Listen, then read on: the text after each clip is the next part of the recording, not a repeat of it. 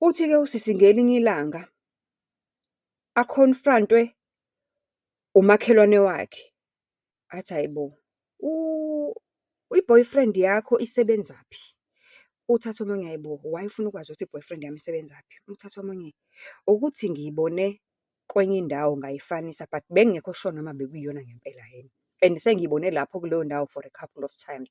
And indawo ayishoyo, uthi nje indawo vele eyaziwayo ukuthi la indawo yamagitsa. Kuhlezi nje kuhlele isizinda samagitsa ila, iy'moto abafike abazintshontshe all over. Uma ngabe esho ukuthi iseMlazi leyo ndawo.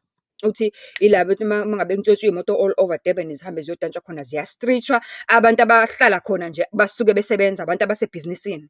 It's either uzo-strip imoto, it's either uyakwazi ukustripha or uyapheyinta or kodwa nje there must be something okuwukuthi vele vele uyayazi ihambisana nemoto. Une-speciality esithizeni esihambisana nemoto. Ngithi mina kuyena, hhayi bo, hhayi, usebenza endaweni ewukuthi. Athi, oh, usebenza la kwenziwa khona iy'moto vele. Oh, hhayi no, fine-ke sengiya-understand-a why ngimbone laphayana. Uthi kodwa hhayi ingihlale kabuhlungwana lento ukuthi hhayi bo. Uthi usembone a couple of times kuleya ndawo leyaya.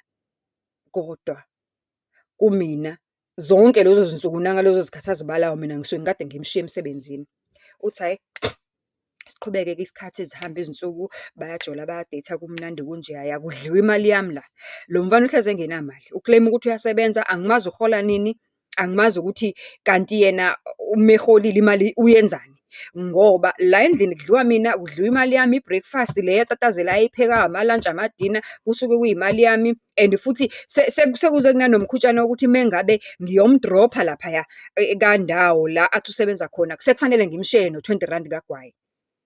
Kodwa ngenxa yokuthi ubhontshisi ungilahlile, ngisemafutheni manje ngihleli kamnandi, kodwa ngihleli kamnandi ngemali yami, kodwa umuntu ngi-comfortable, ungenza comfortable ngamandla ami. Kodwa-ke ngoba ubhontshisi usengilahlile-ke ayikho-ke into engabe ngisayithini-ke Nkosi yami, iqhubeke-ke impilo. Uthi sihamba isikhathi, uthi nini nini umfana akhuluma indaba yokuthi baby, I want to buy my own car. Uthi ngithi mina ene ufuna ukuthenga motoni? Uthi asho ukuthi hhayi ufuna ukuthenga imoto ewukuthi kwathini kwathini kwathini kwathini. Uthi hhayi kube ukuthi-ke they are shopping for a car. Ngibuze ngithi emsebenzini kanti aninayo ne-discount ngoba phela ngiye ngizwe ukuthi abantu abasebenza laphaya kuleya nkampani depending on i-level i-position okuyona, uma uthenga imoto uthola i-discount. Abanye baze banezimoto eziliswayo in the name of the company and bahamba ngazo nje mahhala. Uma ufuna ukuyishintsha uyishintsha kudonsa a certain amount emholweni wakho, uma kuphuma i-latest uthola. Uthi kanti wena ukuyiphi i-level uzothi uma sewufuna ukuthenga imoto uxakeke kangaka? Uthi hhayi mina ngizofuna into sasemsebenzini, siyakhulumisa, abantu banomona, kudonswa imali eningi and imoto ekugcineni ngesiyona yakho. Uthi ayidifende umfana lento. Okay, fine. Uthi athi kodwa ngoba umfana u-I_T_C listed yena, ucela ukuthi makayothenga le moto ayibhale ngegama lakhe usisi. Ucela ukuthi afake ama-documents akhe and then kuzobe sekuthi laphaya kule ndawo yama-details or abantu baye benze kanjani kambe? Baye isikhathi esiningi uya-aplaya ngegama lakho. Ngicela ningi-correct-e uma ngi-wrong. Isikhathi esiningi uya-aplaya ngithi ngegama lakho. Uma uqeda uku-aplaya ngegama lakho, akhokhe loyo osuke efuna imoto a couple of months, and then after a couple of months uyakwazi ukushintsha bese uyibuyisela egameni lakho kuqhubeke kukhokhelwe yena. Uthi umfana asajeste leyo yinto-ke athi, uthi abone ukuthi ngishaya amakhala ngale ayishoyo ukuthi manje ufuna ukuthi wena uyo-aplayela imoto, ngoba yena uthi umfana wayethi umfana yena uyo-aplayela imoto, makaqeda uku-aplayela imoto uzoyi-aplayela ngegama lakhe, yena uzofaka wonke ama-details akhe, makaqeda ukufaka wonke ama-details akhe, yena umfana uzo-transfer njalo imali kuyena ngosuku lokuthi akhokhile, whether umhla ka-1, whether umhla ka-30, whatever, yena uzo-transfer imali direct kuyena.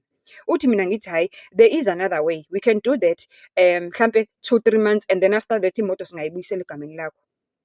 Uthatha umfana, okay. Uthi hhayi nangempela-ke bayiqala i-process-ke manje, bayiqala i-process baya-aplaya nangempela imoto ibe-approve, ayithole imoto isingqovungqovu semoto ayithandayo, ngoba uthi usisi Mesho le eyakhe yena ayihamba ngayo yayisi-paid up vele, and ilokhunjana indawo ayehlala kuyona kwakuyindawo ayeyithengelwe ubaba wakhe. Excuse me, esakudala nje ubaba wakhe wathi uma eye e-tertiary wamthembisa ukuthi uzomthengela indawo la ehlala khona in the south. So Kahle kahle umuntu ongenasikweleti, so yavele approve nje kalula imoto nje ukuthi benama-akhawunti wey'mpahla zokugqoka. Nawo lama-akhawunti ey'mpahla zokugqoka lo mfana asomelele kuwona, uswenka kuwona. Makafuna nje iteki elinjani njani njani olibiza ngegama, uswenka kuwona lama-akhawunti. Uthi hhayi-ke sihambeke isikhathi-ke le moto ikhona, umfana wehla wenyuka and umfana useyabhampa, uyadelela umfana manje. Uyabona futhi uyajola nokujola ngoba usenale moto, ubuye ezintatha amathanda, abuye edakiwe. Uthi kuningi nje, kwakuningi. Uthi uthe ngelinye ilanga abuye emsebenzini, umfana mekafika endlini akekho. Wamfonela wathi angadluli amthathe ngoba ngithi i-deal, indlela yena usuka from the south eze straight edrobheni eThekwini.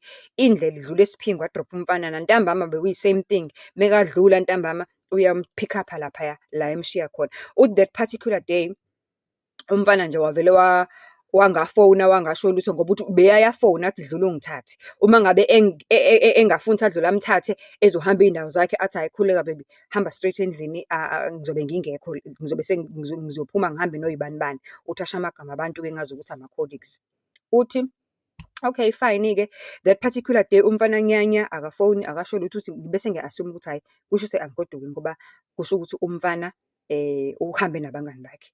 Mind you, leya moto ethengwe ngegama likasisi was a bakkie, one of the latest bakkies. Uthi ngahamba-ke ngabuyela endlini. Uthi ngathi uma ngifika endlini ngalelo langa, I don't know, ngavele ngashiwa igazi nje for some reasons.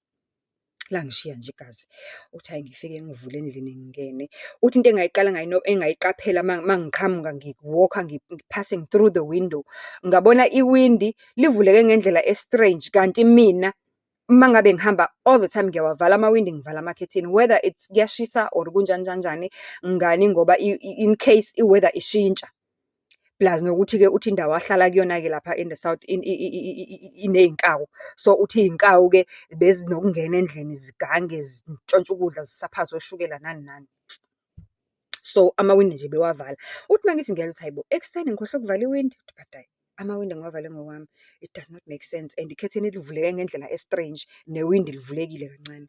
Uthi hhayi, uthi mhlampe uzibani bani ukhona, usheshe wabuya.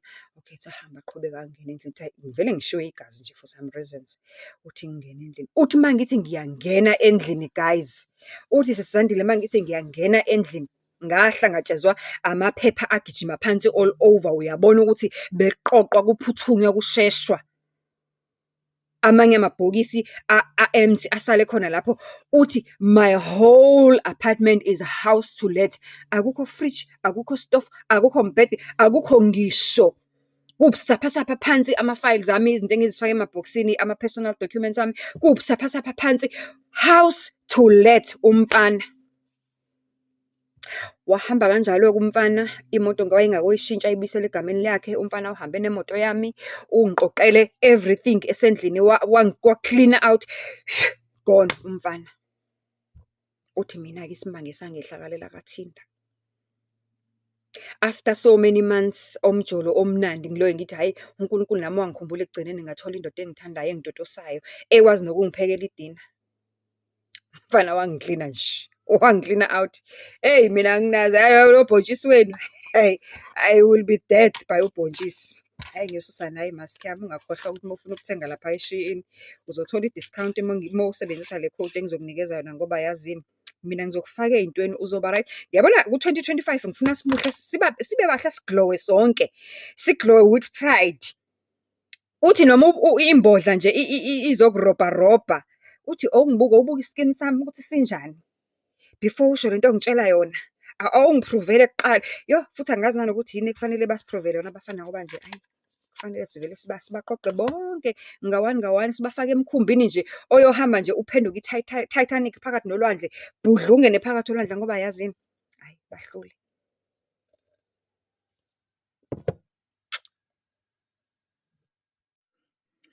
A few moments later. Now it's dry. Let us remove it.